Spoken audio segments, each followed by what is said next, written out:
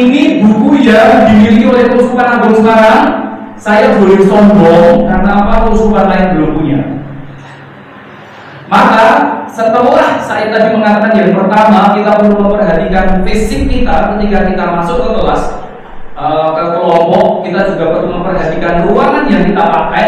Nah, ini yang berikutnya yang tidak boleh kita lupakan. Maka setiap anggota tim ini nanti harus punya buku ini. Yang punya satu orang tidak apa-apa, tetapi kontennya harus disampaikan kepada yang lain. Karena dalam buku ini tidak mengajarkan apa materinya, enggak. Tetapi apa yang perlu kita perhatikan jika kita mendampingi pion dan pia. Salah satu yang berkali-kali saya katakan kepada mahasiswa saya terkait dengan mendampingi anak-anak adalah kita jangan pernah mengatakan kata membunuh, menusuk, membanting. Maka kalau kepada anak pion dan pia kita tidak boleh cerita tentang Tuhan Yesus tangannya dipaku, nggak boleh.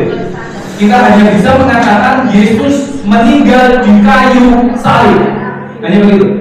Mengapa? Karena pion kalau pia dikatakan Yesus mati dipaku pada kayu salib, anak-anak akan berpikir kreatif. Mosok dipaku saja mati, coba praktek. Nah itu Anda mungkin tertawa, tapi secara psikologis berlangsung demikian.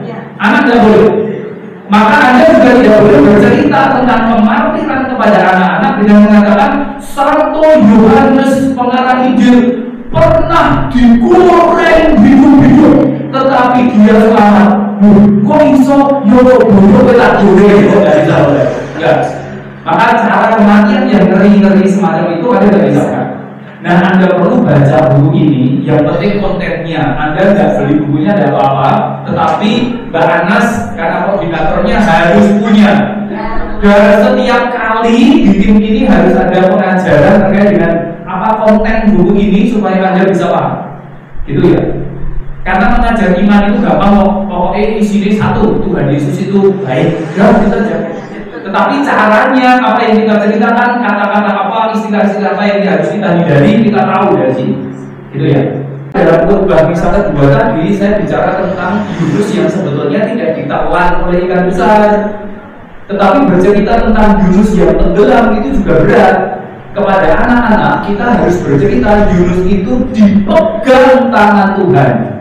Diselamatkan 3 hari lewat samudera. Laut itu kan memegang seseorang. Maka bahasanya memang ceritanya beda. Lalu ketika gede, anak ini ketika gede punya tafsir yang lebih berkembang. Lalu dia tidak sangkut pada jurus ditelan ikan. Enggak. Oh, bisa jadi maksudnya adalah tangan Tuhan menyelamatkannya. Buktinya 3 hari terunggang di laut, dia tetap selamat sampai di darat. Kalau tidak dipegang tangan Tuhan, maka tidak akan sampai begitu. Jadi memang kata-kata kunci itu jadi bersoal. Tapi kalau ada teksnya ada atau tidak ada, tapi dalam bahasa Inggris di buku ini tadi itu dalam karakteristik setiap usia dibahas. Jadi Anda perlu membahas itu saja supaya Anda sadar apa yang perlu disampaikan dan apa yang perlu dihindari supaya nanti tidak mengembangkan kreativitas jahat lebih besar dalam anak-anak. Gitu ya. Kalau saya minus utuh gitu ya, saya ceritakan pada anak-anak. Maka anak-anak itu tidak akan sekedar mites, dipukul pakai palu, dibakar pakai api, disundur-sundur gitu kan. Jadi rumit kalau berhadapan dengan anak. Maka yang kita tampakkan ya, yang nanti bisa dikembangkan secara kreatif untuk menciptakan baik yang lebih besar. Maka itu selalu yang harus dipikirkan. Maka saya harus mengatakan saya bahkan, nah ini persoalan juga, ini bisa salah, bisa keliru. Bahkan menyatakan nanti kepada kalau kamu mengasihi papa mama, beri dong kecupan. Nanti kalau kita tidak membawa-bawa, yang melakukan kecup adalah papa mama.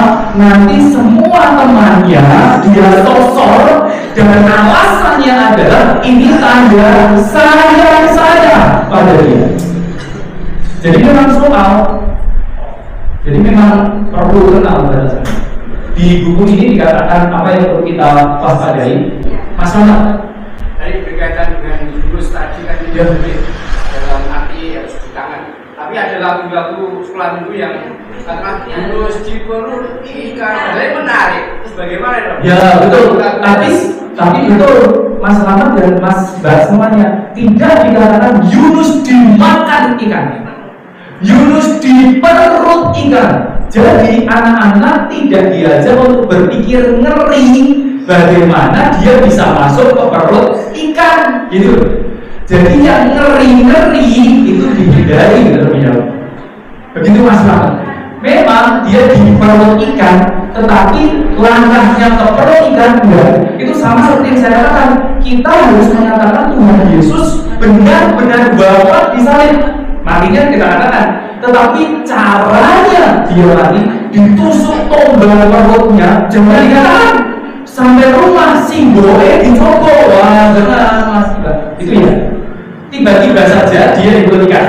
Tiba-tiba saja Yesus meninggal, itu aja. Tiba-tiba saja Yohanes Pembaptis jadi martir, itu aja. Jangan dibicarakan tentang yang mengerikan itu. Kalau kita mengatakan tiba-tiba santo Yohanes jadi martir, jadi santo, jadi orang suci, lalu kan imajinasi di sini. Pertanyaannya anak-anak kan bagaimana menjadi suci? Nah itu loh yang ingin ditarik semakin besar. Tidak langkah per langkah itu kita ceritakan sampai masuk ke perut ikan, enggak. Langkah per langkah Yesus jatuh segala dicambuk pakai paku, dagingnya keluar. Wah enggak sama, jangan dia akan lebih kreatif nanti. Tidak hanya pakai paku di suil-suil bagian lain, gitu ya. Jadi gitu. Langkah-langkahnya tidak diceritakan, tetapi hasilnya yang disampaikan.